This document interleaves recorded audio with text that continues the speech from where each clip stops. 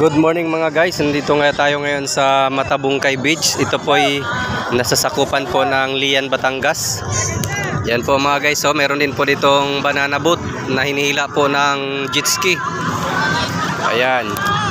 Crowded ngayon dito mga guys, marami pong tao dito ngayon dahil Sabado po.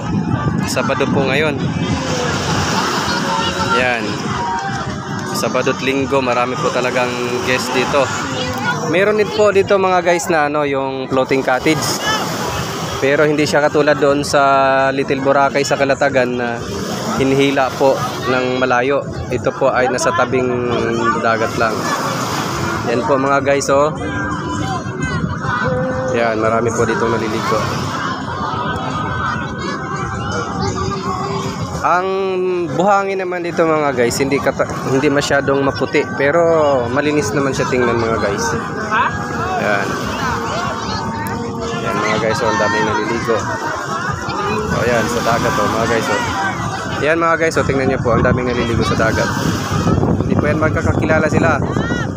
Ganyan po kasaya dito. Yun, may sasakay na rin po sa banana boat. Yun, lalo na doon mga guys oh. Dami oh.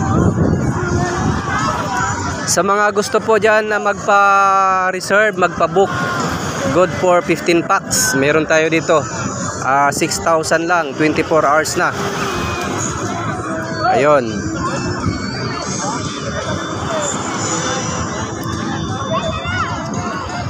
God bless mga guys. Ito po ang inyong Brother Romel.